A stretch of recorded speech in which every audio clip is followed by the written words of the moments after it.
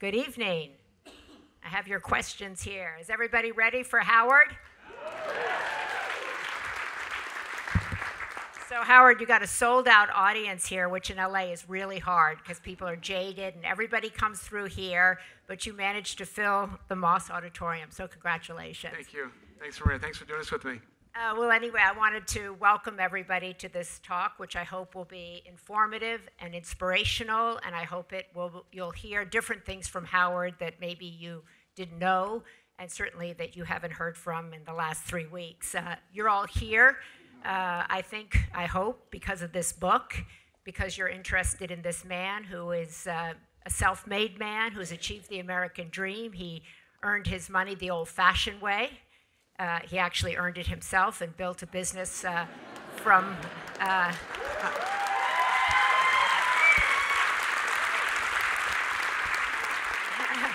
We can go home now.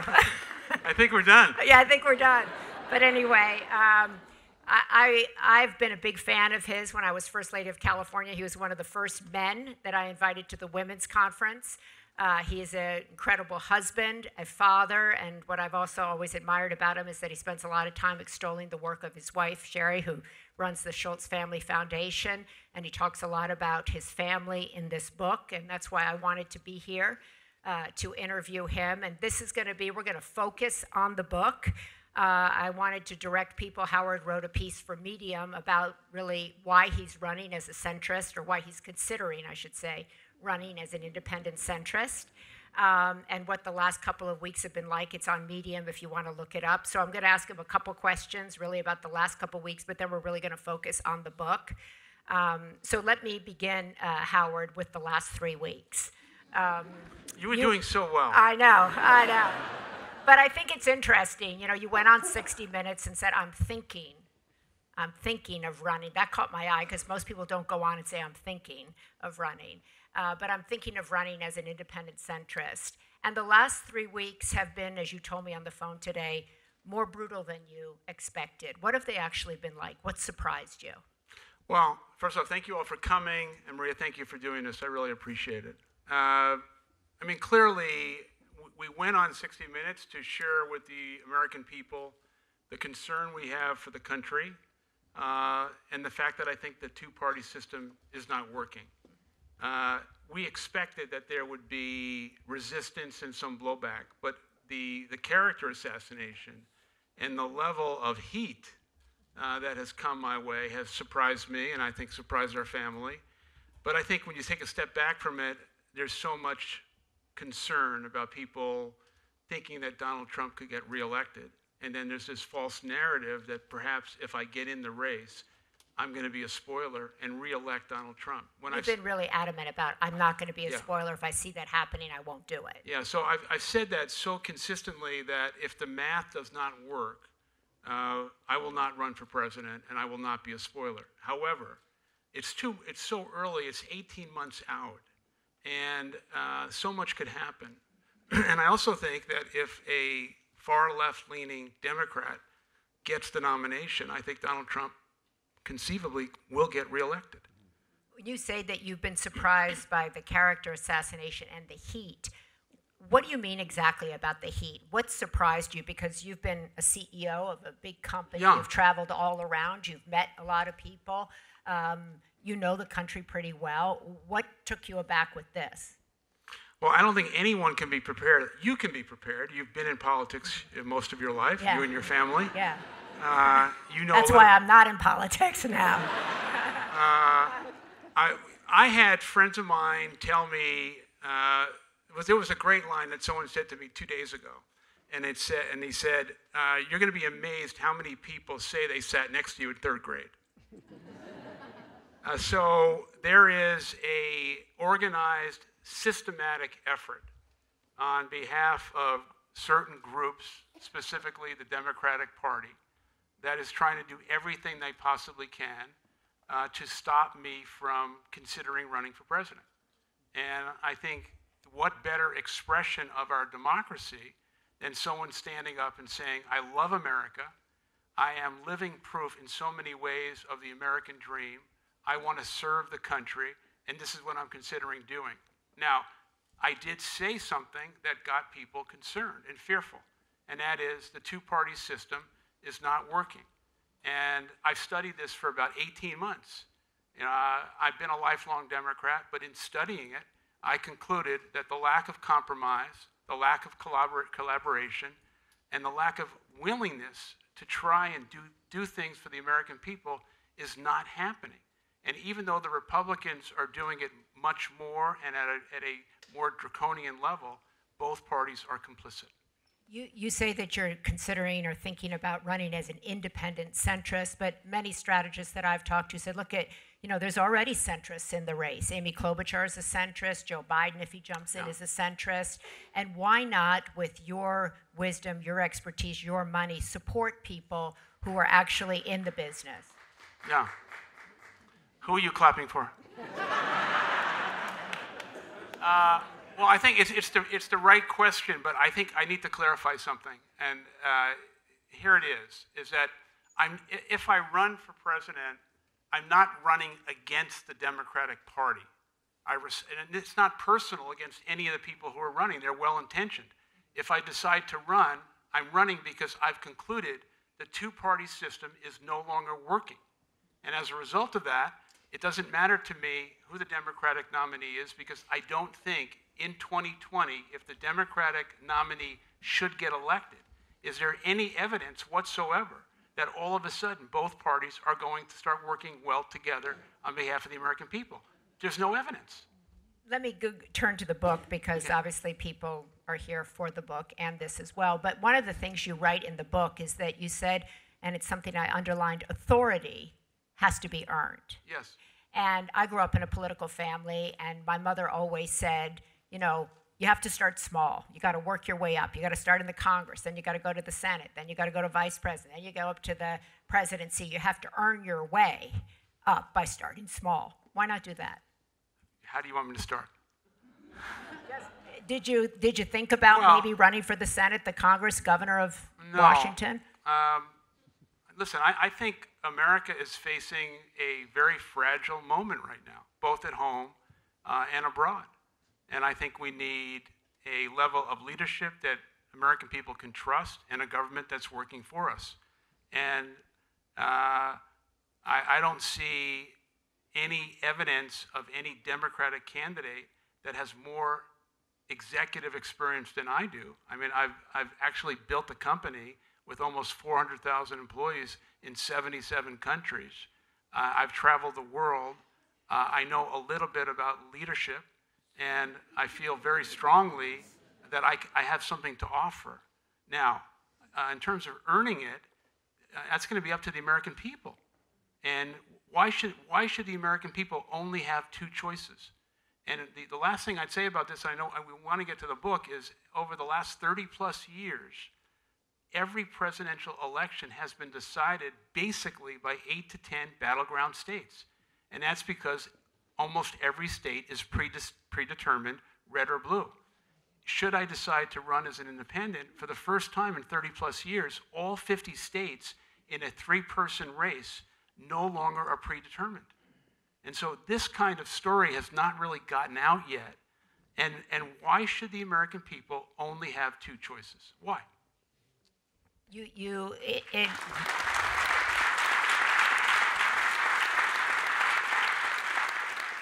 happen to be in a state where the fastest growing party is that.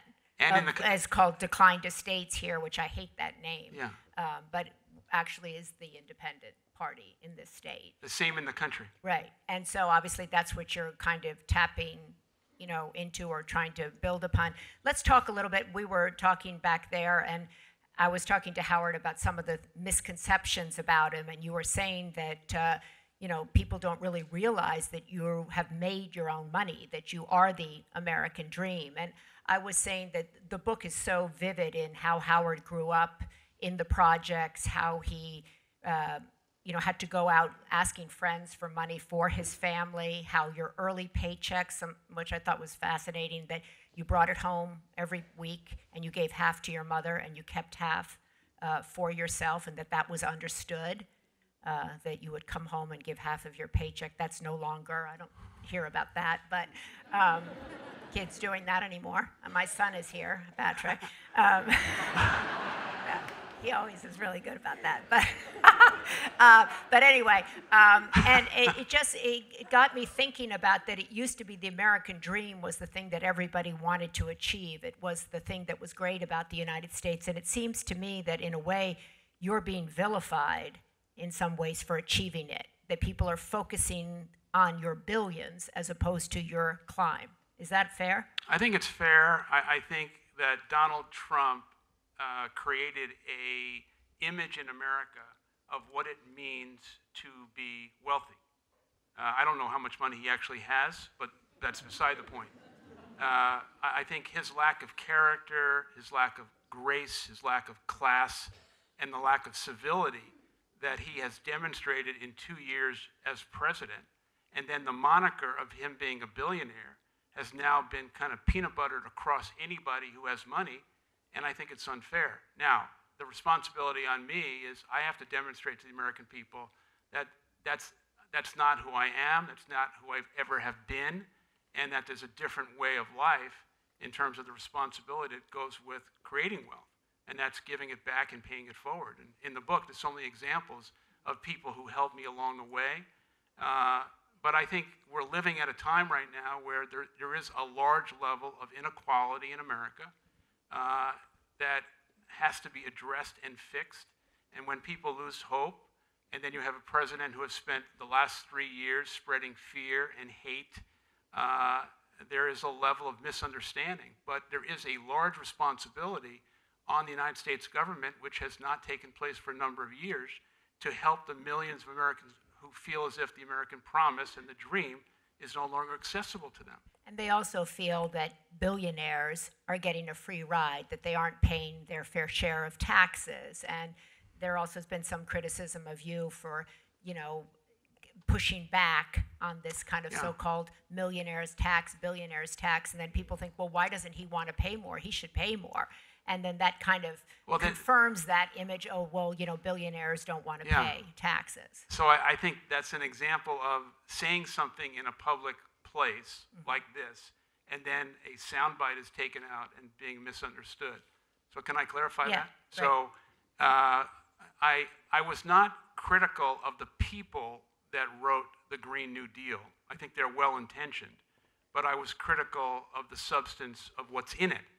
And I did say that anyone who has made money in America, let's say rich people, whatever that means, needs to pay more taxes. I need to pay more taxes. I was very critical of the corporate tax rate of 21% that Trump gave a year and a half ago. That should never have happened. And we need a comprehensive tax reform in America that rewards people who need it the most, and people need to be paying more tax. Now, the reason that right now that is being debated at such a high level among people who have money is because they don't have confidence that the government's going to spend that money well, because there hasn't been a history of that. And so we need accountability, which goes back to a lack of leadership and a lack of trust in government. And that's why I'm considering what I'm doing. What's the biggest mistake you've made in the last 3 weeks? 3 weeks? Yeah. Well, if you ask Sherry, she might say, beginning this whole thing. I think the mistake, I think we've made a number of, it's not so much mistakes, it's just misunderstanding. We did not expect that we would say these things and we would be linked directly, that our effort would re-elect Donald Trump, and as a result of that, we are going to try and stop you. And I never imagined that my Democratic friends would go after us in such a visceral manner. When what I did say on 60 Minutes, what I think is repeating, is I said, I'm considering running as a centrist independent, but I want to make sure people understand that. The word independent is just a classification on the ballot. If I run for president, I'm running as an American, wrapping myself in the American flag to do everything I can for the American people who are being left behind. And as a kid who grew up poor and still has the shame and the vulnerability and the scars of that, I really want to do that. That's why I want to run for president. You really want.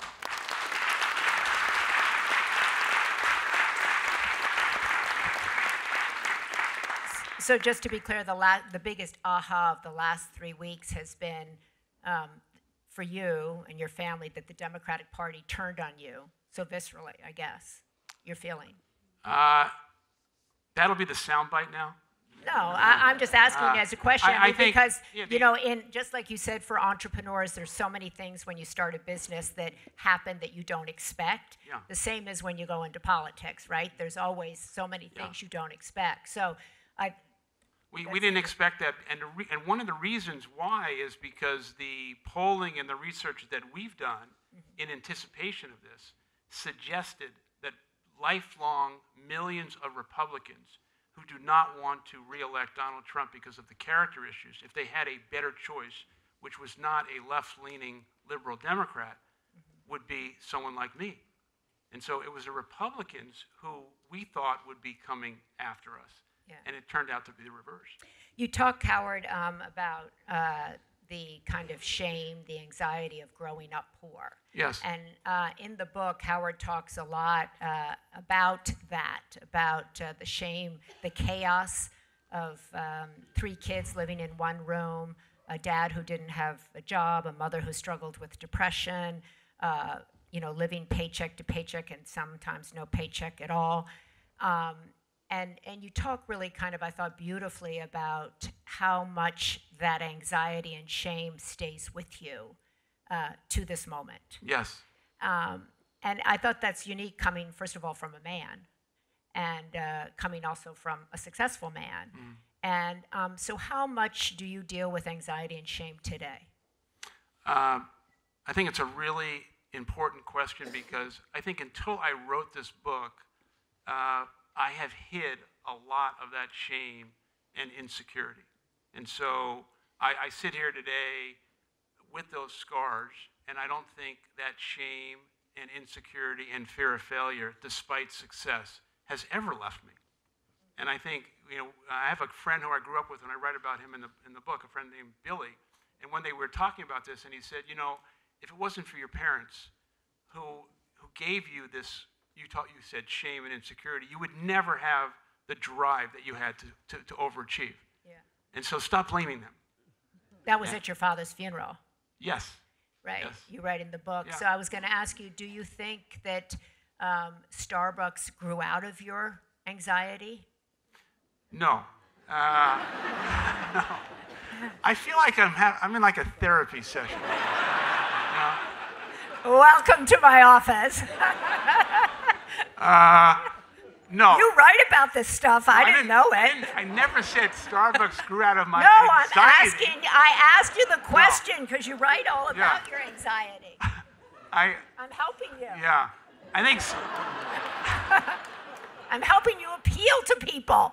We all have anxiety. I think Starbucks grew out of my desire to build the kind of company my father never got a chance to work for, and to provide dignity of work, because my father did not experience that, and I watched him get so bitter and beaten down by the system and also him not taking personal responsibility. And in many ways, the benefits that we offered Starbucks partners grew out of the fact that I grew up in a family where he lost his job, there was no health insurance, no hospitalization, and we were destitute, and it fractured our life. And I remember that as if it was today. And so everything I've tried to do is elevate people at Starbucks so that they would share in the company's success. So that's a yes. That's how it all kind of came together.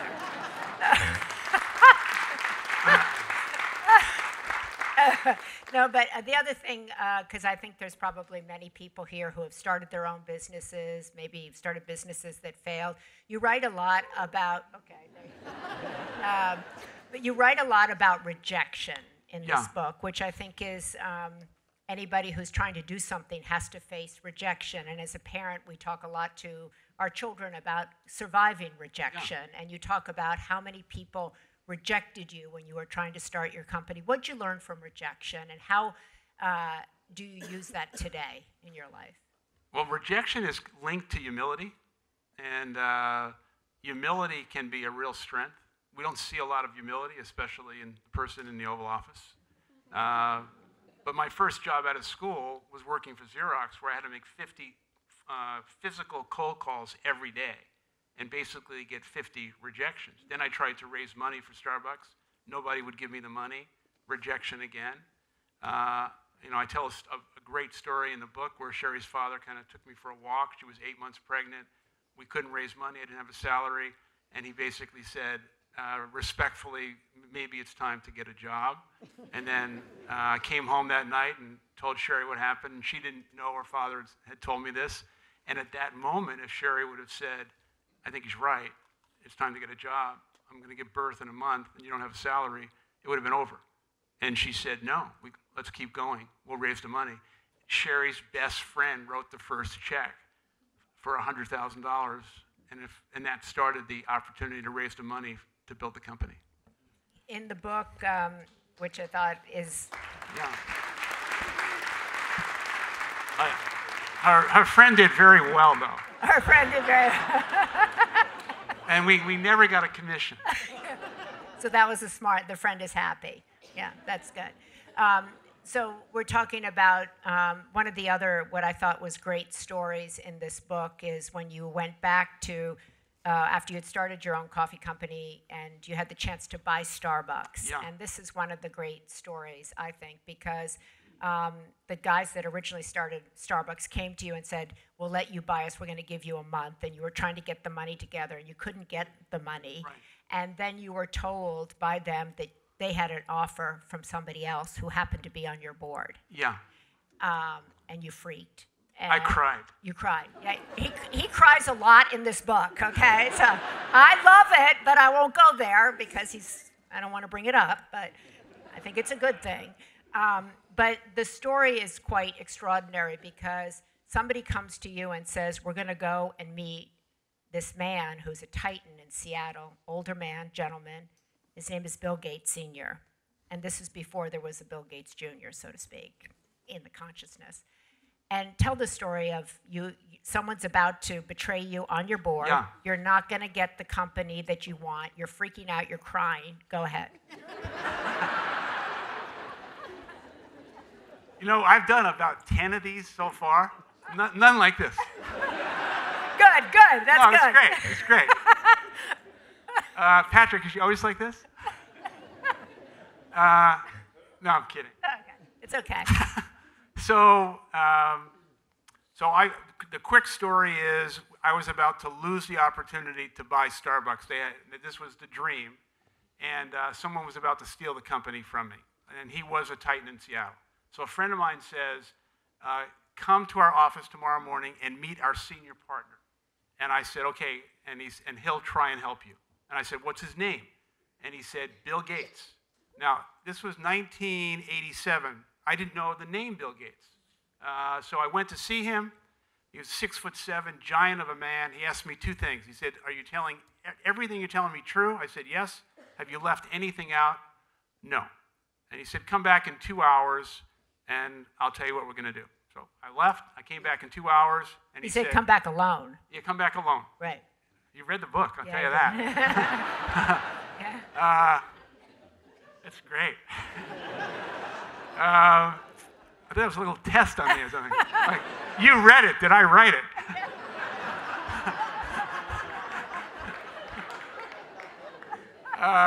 Okay, you went back alone, and? Went back alone, and he says, we're going to take a walk, and we literally walk across the street and go see the man, the titan. I don't know if Bill Gates called him. I don't know anything. And we walk into the guy's office. Bill Gates stands over him and basically says, you should be ashamed of yourself. You're going to stand down. This kid is going to buy the company, and we're not going to ever hear from you again. And I'm thinking to myself, holy shit, this is how things get done. And I walk out with Bill Gates, and I just said, what happened? What are we going to do? And he says, I'm going to help you buy the company. My son and I are going to help you buy the company. And the irony of the story, the beauty of the story is for 30 plus years, Bill Gates Sr. never told a soul that he helped me. And if it wasn't for Bill Gates Sr., there'd be no Starbucks. And there's a, yeah, it's... I had never heard the story, and what I also loved about the story was that you were really, and you write kind of in some ways, fatherless. Yes. That you didn't have a male role model, and that this experience of this man, you talked about Sherry's father being a role model to you, but this man who came out of nowhere, who stepped up and put this money into you, this was a man. Yes.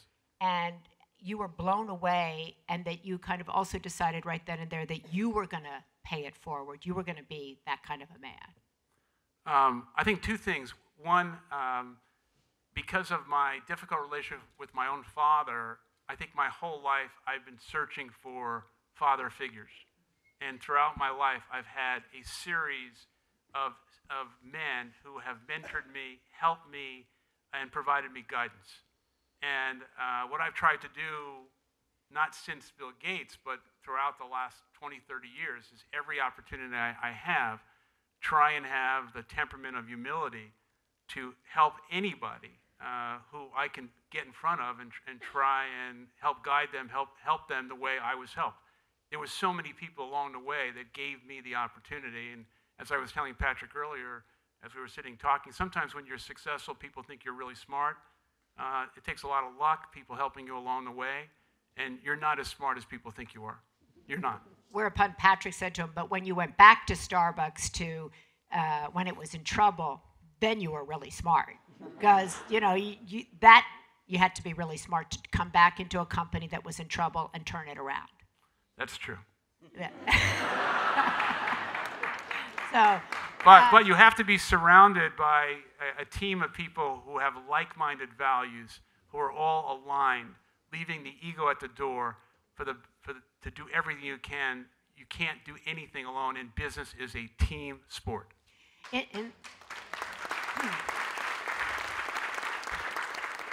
Something I found striking in the book was that when you set out, you were enamored with espresso and coffee and all that, but from the very beginning, you seemed to want it to create, yes, a coffee company, but a company steeped in values, and also a company that was doing more than just making coffee. Yes.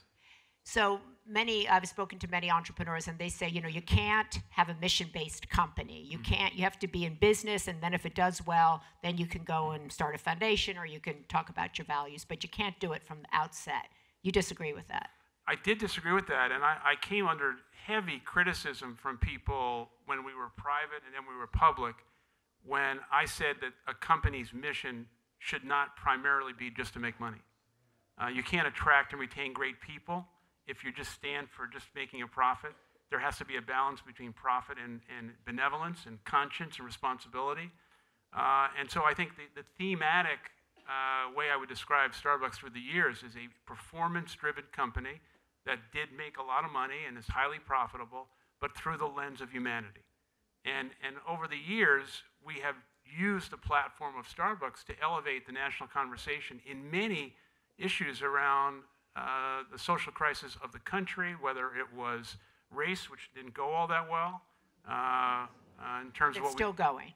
Which we tried to elevate the national conversation on racism in America, what we've tried to do around guns, when people were bringing guns into Starbucks, because there's a law in 46 states which is open carry, and you can carry a gun, and we didn't think that was the right thing to bring into Starbucks. When unemployment was at 9.5%, trying to create jobs in America. I mean, we've done a lot of things. When hiring vets. We've hired almost 20,000 veterans. Some of them are here today.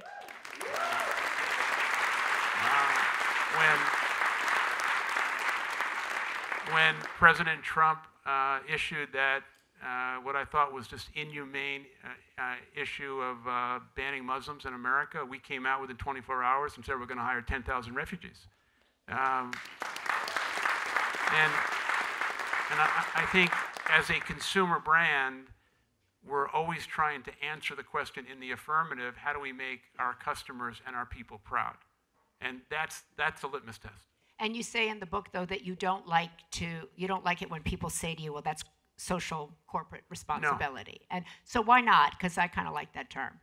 No, I just think it's not that I don't like the term. It's so corporate social responsibility has gotten a lot of attention over the years. And what I believe is that corporate social responsibility needs to be integrated into the strategy of the company, not an adjacency off to the side. And so at the end of the quarter or at the end of the year, you got some money left over, let's give it to corporate social responsibility. No, it should be integrated into the fabric of the strategy. And the person running corporate social responsibility in the company needs to have a seat at the big table, the big strategy table.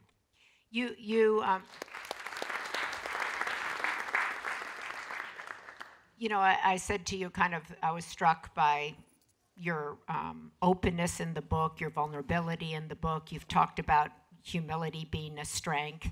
I don't think that kind of in the mainstream culture that is viewed really as a strength. Particularly, it's not a strength that we primarily associate with men. Right. So how do you think you present yourself to the American public as a strong man, as a successful man, but a man who understands the pain, the challenges of the common woman and the common man? I think it's a critical question. I think I would put one word next to that question and talk about leadership. Leadership comes in many different sizes and different styles, and it's also based on life experience. My life experience has shaped how I see the world. And so I'm overly sensitive and overly concerned about so many people in America who feel as if the country has not lived up to its promise. And I feel that because I was one of those kids in a family in which they were left behind. And so my level of sensitivity, my emotion, and my concern around compassion and empathy is real. It's who I am.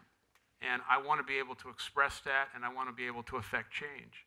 I also think, going back to the political side, we're waiting way too long to solve very critical issues because both sides can't seem to do what's necessary on behalf of the American people. And it's the lack of leadership and the fact that we're living at a time almost every day where it's the episodic issue of revenge politics seems to be the way in which we are witnessing the American government. And also I'm saying something else, is that we as Americans are becoming desensitized that what we're witnessing with Donald Trump and both sides of the Republican and Democrat extreme left and right is a level of polarization and dysfunction that we have witnessed now for a decade plus, and it's not normal. Someone asked me recently, when was the last time you could remember when both parties did something together to really help the American people? When was it? And I was just stuck. I couldn't remember. And all of a sudden I said, I think it was Tip O'Neill and Ronald Reagan. And then it was 1986. I mean, can you remember if someone asked you when was the last time you saw the Democrats and Republicans really do something great and aspirational for the American people? I mean, when? Well, I testified for increased funding for Alzheimer's research, and Democrats and Republicans came together for that. So there are things, which I was saying is you talk in the book, at the end of the book, about your mom struggling with dementia, and there are thousands of people turning 65. I said 10,000 people turning 65 every day in this country. Lower birth rate, longer longevity, aging state here in California, aging country. How do you prepare a country to care for the old, which seems to be kind of a nonpartisan issue since we're all going to get old, God bless. How do you, and that's really about the character of a nation, really. Yes, it is. Have you thought about that? I haven't, but I think it's an important question with regard to there are millions of jobs in America that are not going to be filled by Americans who want to do those jobs. And I think the issue of caregiving can be specifically linked to the necessity of immigration. And the other side of this is I think people who are 65 today don't necessarily want to stop working. And so we want to be both lifelong learners, and I think most people who are 65 would like the opportunity to continue to work. And so we should be able to find opportunities for people who are seniors who could be productive, who can add back to our society. But the number you gave me backstage, about 10,000 people a day turning, was it 10,000? Yeah. Turning 65 was just a stunning, I had no idea about that. But it does speak to the need for immigration. And I think you would agree with that. Yeah, that so many of the people who are in the caregiving, 40-some million Americans now in caregiving, and 2/3 of them are also all women who drop out of jobs to care for aging spouses, parents, et cetera. And also, we have a desperate need for additional caregivers in this state alone and in this country. So I want to get back to your family a little bit, because when you first came on 60 Minutes and some of the other stuff I saw with you, it was all focused on your father. Right. And about kind of the abuse you suffered at the hands of your father. But I found the relationship with your mother more interesting, actually. And I want to ask you about her impact in your life and what she would think about you doing what you're doing. Yeah. I think one of the great tragedies of my life is that both my parents really did not get a chance to see much of my success. I mean, if my mother was alive today and was reading not the bad things, but the fact that our son was considering running for president, it would be overwhelmingly emotional for her. And I write a story in the book that relates to your family. Can I tell that story? Yeah. My mother took me by the hand. Where I grew up in the Canarsie section of Brooklyn, there was no public library. And so we had a bookmobile that came once a week. So my mother took me by the hand as a young boy every Wednesday afternoon to the bookmobile. We'd get a book, and I'd take it home, return it the following Wednesday. So one day I get picked up from school. I think we're going to the bookmobile, and for the first time in my life, we're on a bus. And we're on a bus for like 30 minutes. I have no idea what we're doing. It's her and me. We get off the bus, we walk a couple of miles, and there is a massive crowd of people. And I could not see over their heads. I was a young boy, but I could hear the voice.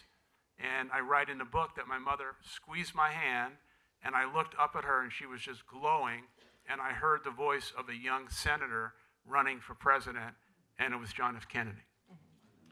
How's that story? Yeah, I didn't know that. I read it in the book, but it was about what he was aspiring to be. And so I think that's really where we are in this country. We want not only political leaders to be able to have experience, right, and to be able to bring people together and compromise, but, you have a chapter in here called Better Angels, but, give us a vision of where we could be, where we're going, that will bring us together, that calls upon our better angels. When you think about this, what are you putting up there? Where's your shining city on the hill? Where's your moonshot? What are you thinking that you'd like to, that would galvanize us, that would excite us, that would inspire us, that would be aspirational? That is a tough question. So I think in order to answer that question, I just have to frame for everybody in the audience what's going on in the country and why I'm compelled to be here today, to think about what I'm thinking about. So 40% of American families today do not have $400 in case of an emergency.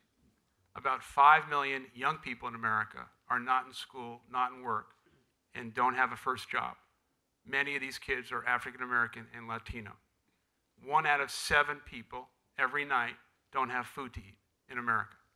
We have an opioid crisis, we have a mental health crisis, and we have a homeless crisis. All at the same time when we have a $22 trillion debt sitting on the balance sheet of America that no one really talks about, because how do you relate to $1 trillion?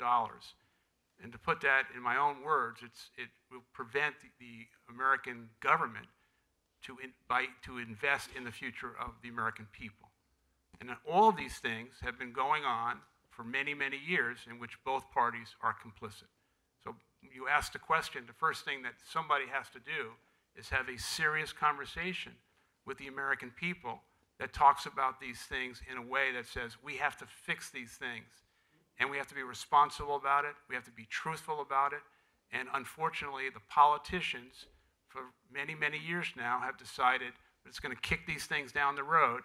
And in fact, President Trump said something a month ago that just shocked me when he said, I'm not worried about the national debt. By the time I leave, someone else will take care of it. Did anyone read that? No. Okay, so the answer to your question is the most important question. And that is, we are all in this together, but right now we're not. Right now, we seem to be a divided nation between rich and poor, black and white, red states, blue states. Somebody has to begin to do everything possible to aspirationally bring the American people back together. I don't have a moonshot. I don't have a silver bullet for that. What I think we're talking about is a level of trust and confidence in leadership to bring the American people together and restore faith in government and trust in leadership. What do you think of the concept of,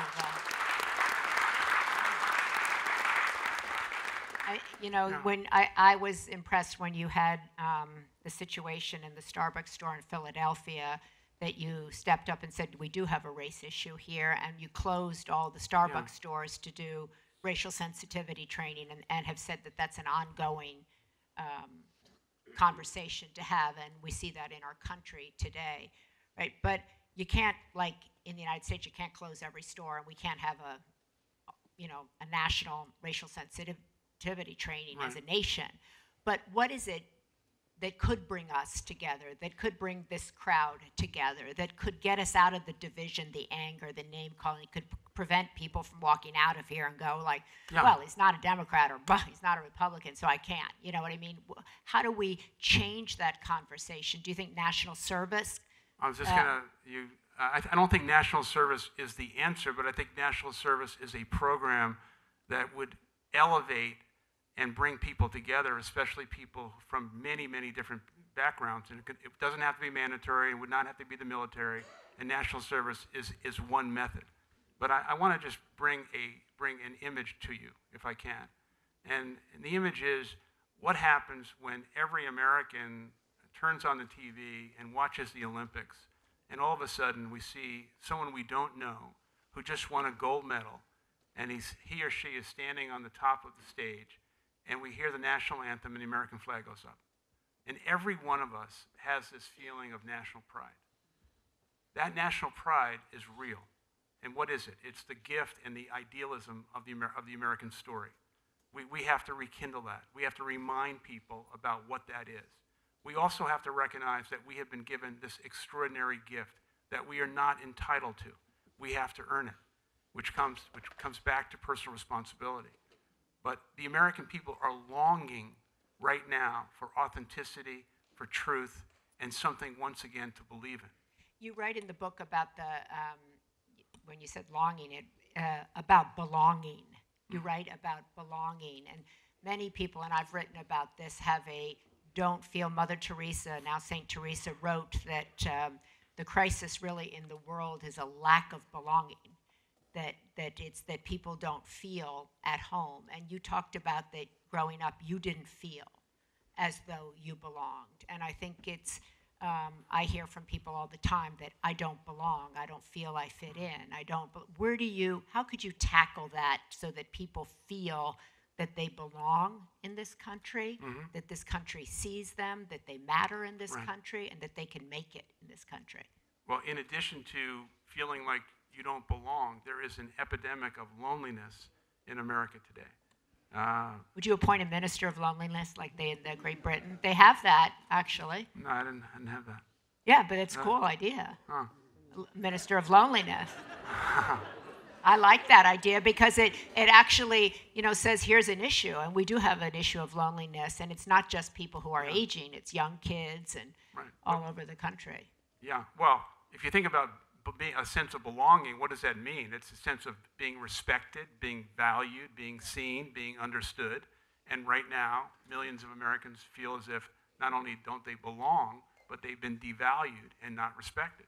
And so we have to elevate a level of respect for every person in the country, regardless of your station in life, the color of your skin, your sexual orientation, or your gender. And unfortunately, in the last 2 years, this president has done exactly the opposite. And we can't allow that to continue. We can't be desensitized by that. But the sense of belonging comes also in a sense of belief, believing in something. And also, I think it has to be affirmed, because there has to be a sense of reward for believing in something that is true. And so what is true? The promise of the country is true. The American dream is true. But we have to be able to elevate it and demonstrate the fact that it is once again rekindled. And we also have to reimagine it. We have serious issues, complex issues that have to be solved, and we have to reimagine. We have to reimagine K through 12 education. We have to reimagine a healthcare system that isn't working for millions of Americans. We have to reimagine an immigration system that 79% of the American people have been begging for in terms of they want to see a sensible solution, and Republicans and Democrats won't give it to them. Once again, a broken system. So if you were to get into this race, would you lead with this kind of conversation about values, about belonging? I think everything I've done in my life has been about humanity, values, compassion, and empathy. Now, hope is not a strategy, and so humanity... It worked well for Obama in campaign. Hope. Oh, it did? Yeah, it did. It was good. I don't think we can redo that, though. Yeah. Okay. But certainly, I think as I travel the country over the next 3 months, I'm going to be talking a lot about that, and which is so much about the book.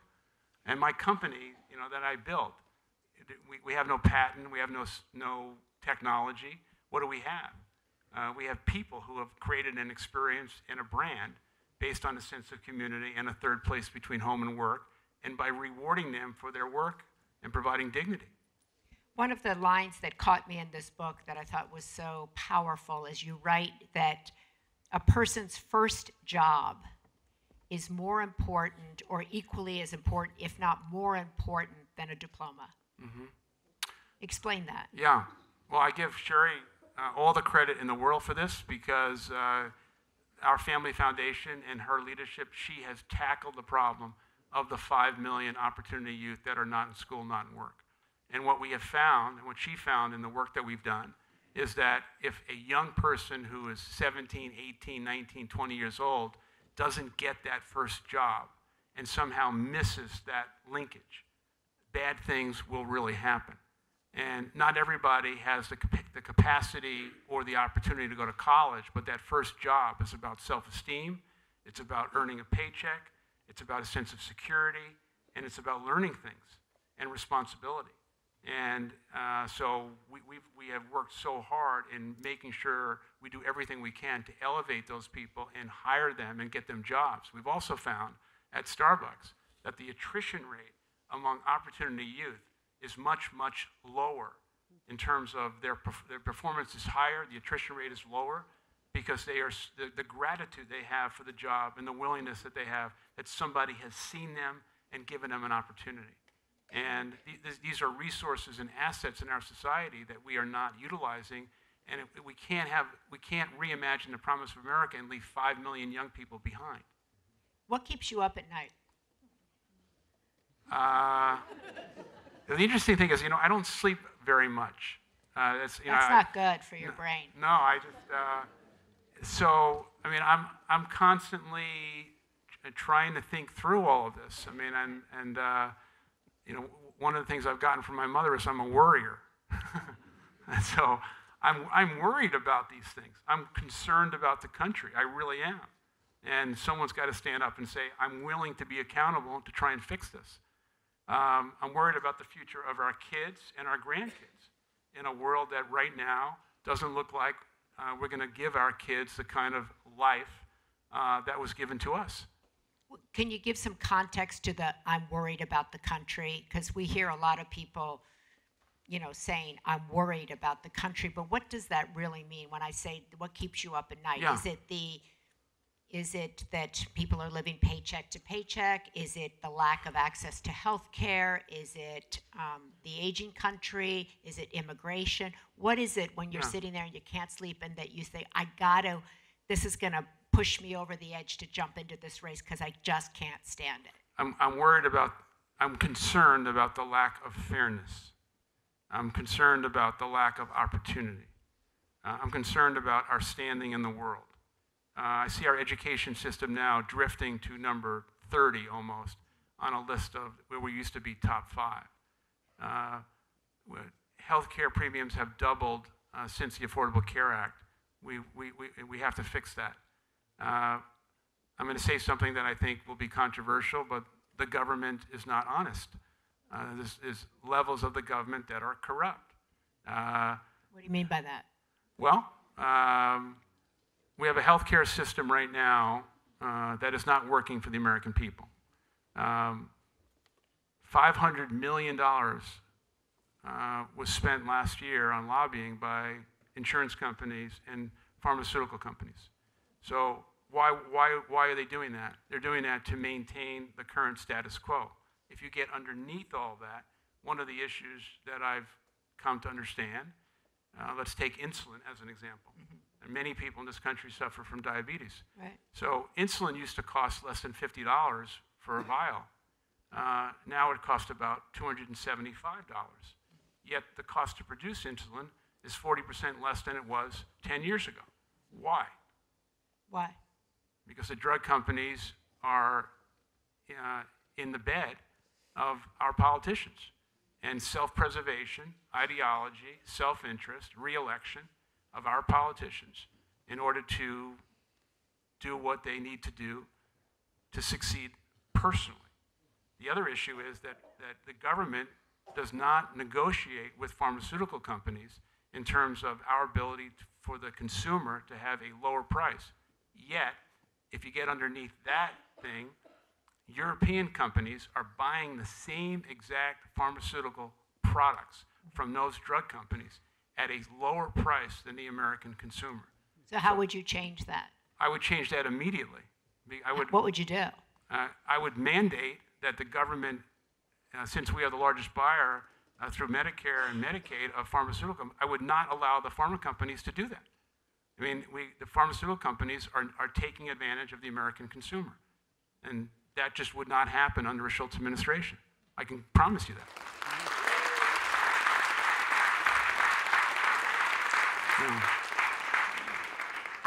That was actually one of the questions, and I'm just getting a little sign over there. I think I'm getting that sign. Yeah. So we're going to go to like 10 minutes of your guys' questions from here. And this is, one of the questions was about that. But this is a question. Unfortunately, I don't have the people's names that asked the question, so if you want to raise your hand. It said, why do you think some people are suspicious of extremely rich people while others seem to venerate them? The question is, why are some people... That was it. Suspicious? Why do you think some people are suspicious of extremely rich people while others seem to venerate them? Yeah. Listen, I am not the authority on everyone in America who has made money, but I'm humbled by the fact that right now we're living at a time when, for one reason or another, if you have succeeded in the country, you're viewed suspiciously. Listen, I can only speak for myself and people that I know, and the values that I have and try and espouse. And that is, if you have been fortunate enough because of the gift of living in America. I mean, my story and what I've accomplished could only happen in America. So I think the responsibility of anyone who has succeeded in the country is to pay it forward. Are there bad actors, corporations, bad people? Yes, there are. But I honestly believe in the goodness and the kindness of the American people, as well as people who have succeeded and made money. And companies and people of wealth should not be vilified for being successful. However, if you have been successful, you have a moral obligation to give back to the country and give back to society, give back to your community, and help those who are less fortunate. And that is the American story. Do you think that that's exacerbated over the last several years because so many people, the vast majority of Americans, see the rich getting richer and the vast majority of people getting poorer, not being able to make ends meet, not being able to survive? So that obviously fuels anger, the disparity. Yes. Well, I think, I spoke earlier about the level of inequality is wide and getting wider. We can't allow that to happen. I think the corporate tax cut and the income tax right now is not correct. It's out of balance. I said earlier the corporate tax rate was a mistake. We need comprehensive tax reform. Wealthy people in America should be paying more taxes. I should be paying more taxes. Corporations should be paying more taxes. There also should be a moral obligation for companies to do more for their people, more for the communities they serve, and then there should be an incentive in terms of a tax break if you do those kind of things. So if you offer health care like you did to part-time workers, or if you have a huge corporate social responsibility, if you give paid off time to people to participate in clinical trials or volunteerism, you're saying give them a break for those kinds of things if they're helping in communities and states.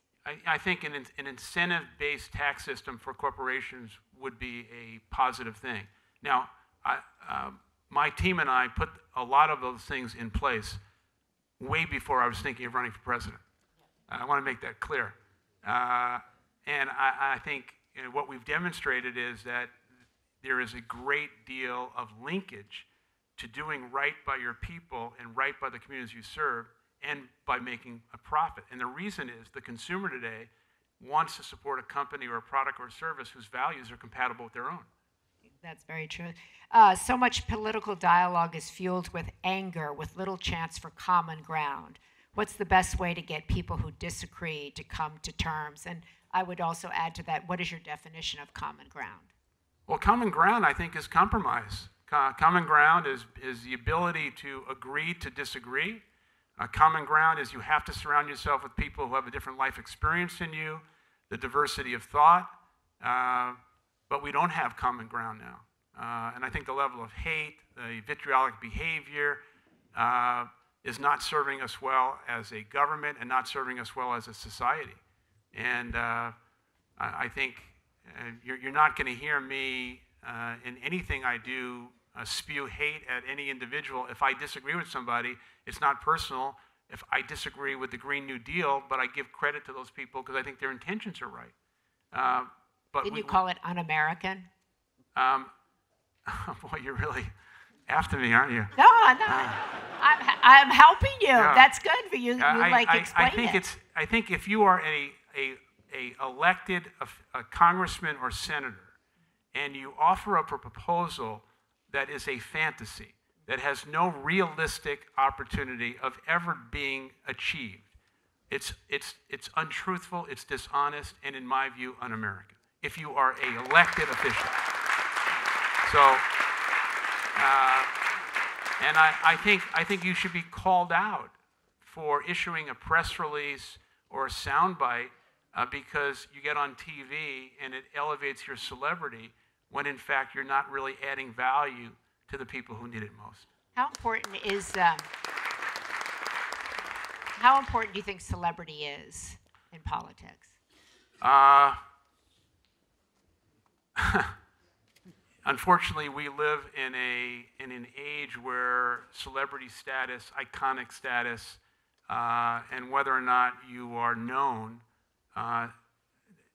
adds a great deal of value to your ability to get on stage, to get airtime. And certainly Donald Trump proved that you could be incompetent and be not only incompetent, but immoral, incompetent, and a quasi-celebrity and be elected president. And we got to fire him. Okay.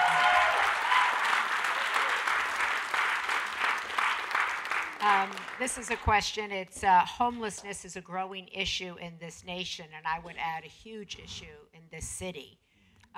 What do you think are the root causes of it, and how might you address it? This is a very serious problem. And in the city of Seattle, where we live, the problem is getting worse every day. I was recently with Mark Benioff in Northern California, where he led an initiative to try and get businesses to support a initiative to get homes for people. But listen, the homeless crisis is linked to mental health crisis and also a lack of opportunity. To have a country where people are living in tents or living in streets is not the America that we have been left with. This is a moral obligation we have to fix. So we are going to have to build housing. Local and state governments are going to have to find the money to do what's right. And there are pockets of success, Ogden, Utah being one of them, where they have pretty much solved this problem. And we have to use those kinds of successes to try and scale the problem. But this is a runaway crisis that is literally out of control, not unlike other social issues that we're facing as a country that we have to fix. And once again, this comes back to what is the moral obligation of the American government to fix this problem, both at the federal and the state level. But we have to build homes and dwellings for these people. And we've got to find prevention for mental health. And we have to fund that. So it says, what would you say to a young aspiring entrepreneur who had a vision and no capital? Where should they go? What should they do? I heard you in this position long ago. I need this advice. I added the I need this advice part. On one hand, this is an extraordinary time to be a young entrepreneur because there is a lot of access to capital. More venture capital today than ever before in the history of American business.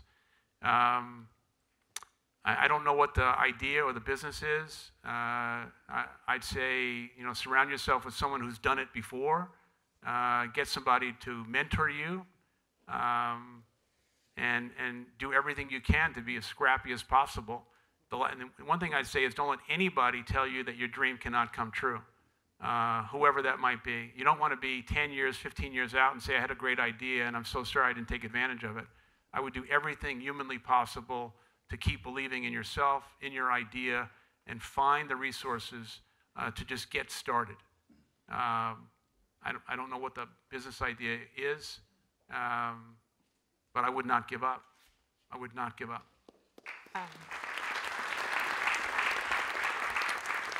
Especially if your father-in-law comes to you and says it's time to get a job. Still don't give up. Definitely don't do that.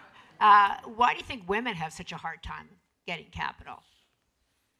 I think the good news, though, is that seems to be changing a bit. Slow. Okay. Yeah.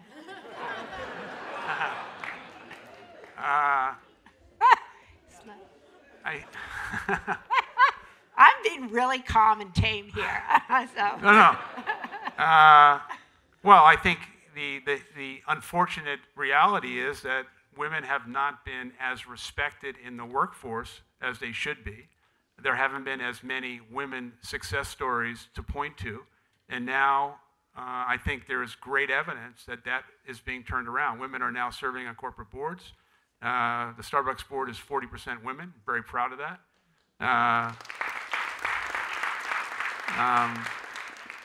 And so I think that's changing, and I think the opportunity and the responsibility of men who have been successful is to try and give as many possibilities and opportunities to women as possible and let them be successful on their own merit.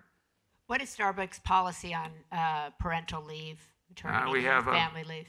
A very generous parental leave program and completely equality in terms of gender pay. And we've had that for a while. So it's not just all of a sudden. I think that's really No. important. So please comment on what many people say is the loss of the middle class. The loss of the middle class. Do you believe there is a loss of I think there is tremendous pressure on the middle class in America today, and that pressure is going to grow. Why? There's two things. One is that the best investment that we need to make as a country in order to elevate the middle class is the investment in K through 12 education. And that is a problem unto itself that we're not going to have time to get into. But the issue of the shrinking middle class is specifically linked to not the lack of jobs, but the lack of job skills in which people have not been trained. We have not provided the training for the jobs of today, let alone the jobs of the future. So I worry a great deal, going back to the worry question, about the cause and the effect of technology, AI, and robotics on the amount of job loss and how long it's going to take the American worker to catch the wave of those job skills necessary. And again, this is a real problem that we have as a country, is that the leadership of the country is not focused on the long term. If you go to China, where I've spent so much time over the last 20 years in trying to build Starbucks, they have a 20-year plan, they have a 30-year plan, they have a 50-year plan on something called One Belt Road, which is a super infrastructure tying all these countries together for trade. We can't get a subway built in New York City on time or on budget. And it's the truth. And so... Why do you think that is? Because we live in a short-term mentality in terms of return on investment of capital in our government. And we are $22 trillion in debt, which once again does not give us the flexibility to think long-term. You know, post-World War II, the country was investing in our future. We are now investing in paying back our debt. So you would put together like a 5-year plan, a 10, 30, 40-year. Yeah. Well, I think I'll put it in my own words, and people have used this before, but the great thing about post-World War II, if you go back in history, was the Marshall Plan. Now, the Marshall Plan was not for America. The Marshall Plan was to rebuild Europe. And what the country really needs is a Marshall Plan for America. And a Marshall Plan would mean a comprehensive, strategic, long-term effort in rebuilding, restructuring the economic policies, the middle class, the infrastructure, education. But this is the kind of leadership and thoughtfulness that we need to restore the promise of the country. So that's a Schultz plan. I love the name of it.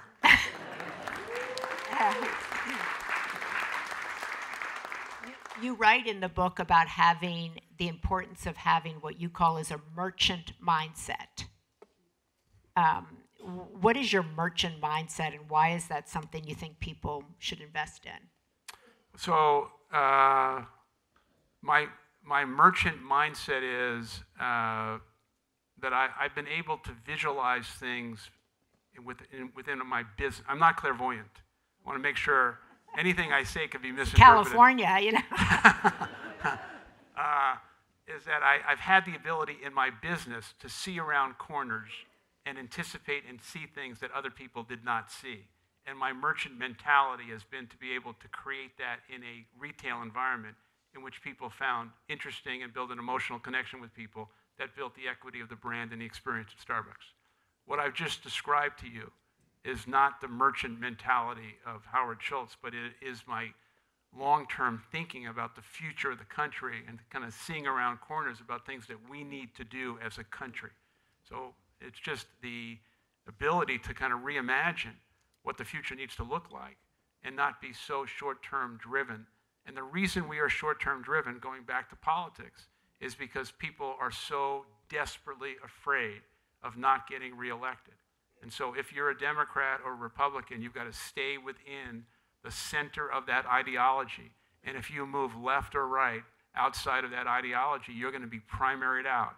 And we haven't talked about gerrymandering. We haven't talked about any of the issues in which the system is corrupt. And once again, what I'm saying is, in order to restore the promise of the country, I don't believe that the two-party system is going to be effective to face the very severe challenges we have as a country. So we can go into gerrymandering, we can go into all of that. Those are things obviously you'd have to address if you decide you want to run. Yeah. And so some people think, well, why not just kind of fund independent candidates? Why not build up an independent movement? Why jump in to this? Because these other issues are, huge. Because I've been a leader all my life, because I'm willing to stand up and be accountable, because I'm willing to have the courage of my convictions. And as trite as it sounds, I love the country and feel I need to pay it back somehow. I don't want to be a bystander. I've never been a bystander my whole life.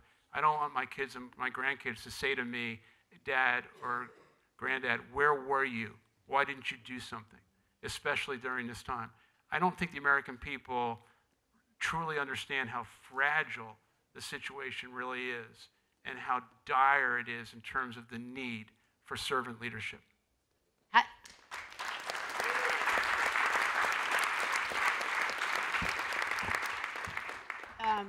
The term servant Yeah. leader.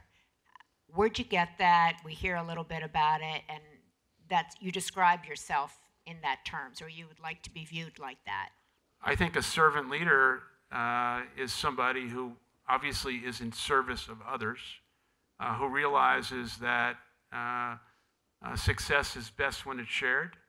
When I saw the Pope kneel down and scrub the feet of that peasant woman, to me, that image of him doing that was servant leadership. There are servant leaders in our society. There are extraordinary, heroic people doing things all over America, but we do not have servant leadership in the U.S. government today, not any that I see. And I think we are in need of people in service of others.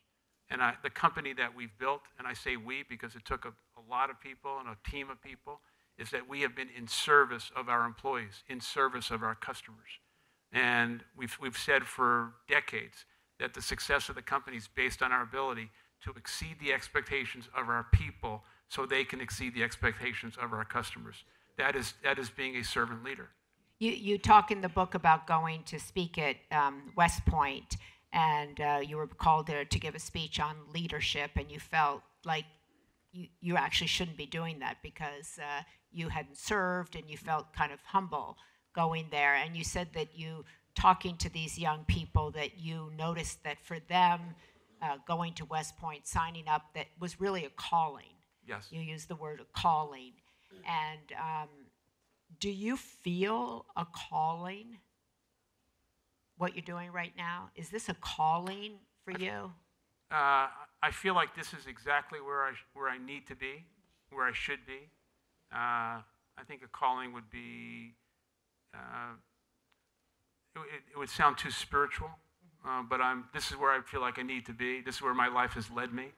The issue of this West Point was just, I did not feel worthy of speaking to leadership, to young men and women who had signed up to serve our nation and wear the cloth of the nation and risk their lives. And I was going to talk to them about leadership, and I said, I don't want to do it. I want to have a conversation with them. We can learn together. And I think once again, that was just me being myself. I just did not feel worthy.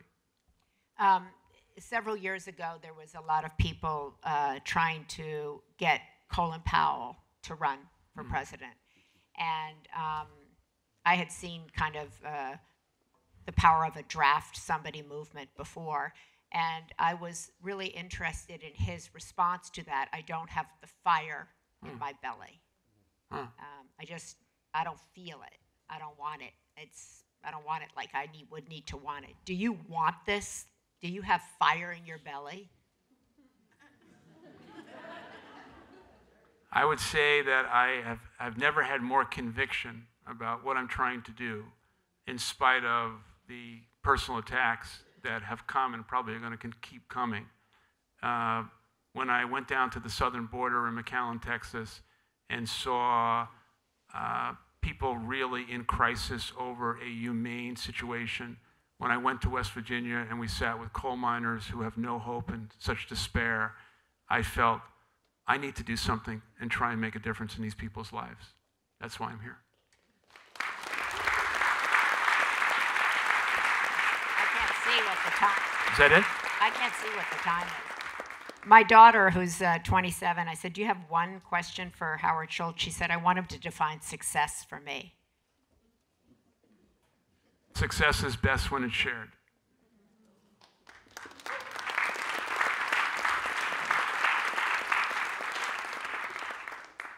Here's a question. I have no idea about the time here. Somebody was supposed to tell us. Is it Last question. Okay, last question.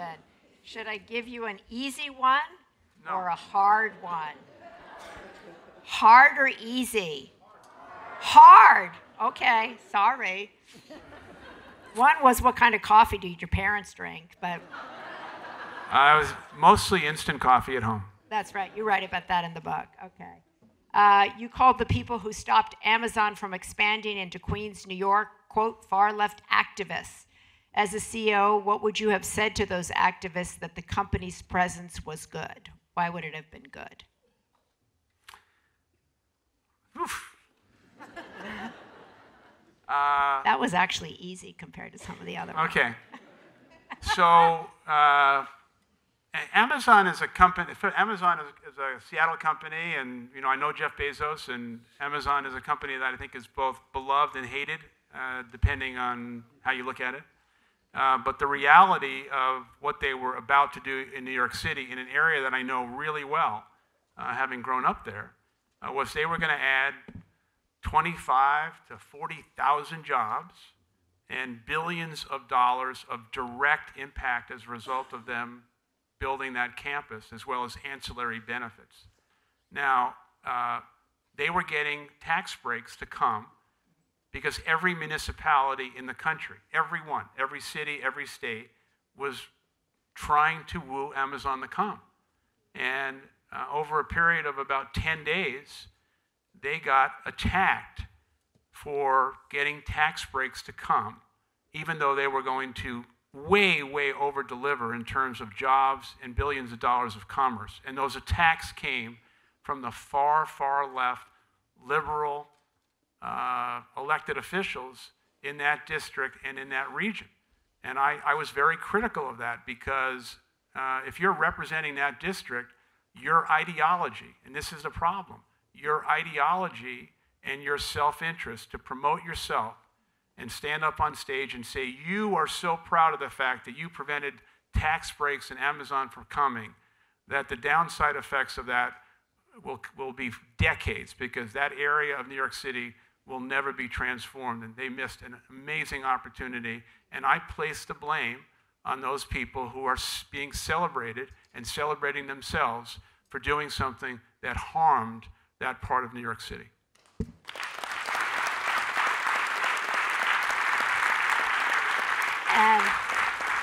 And finally, from the ground up, can you build a presidential campaign, and will you, from the ground up?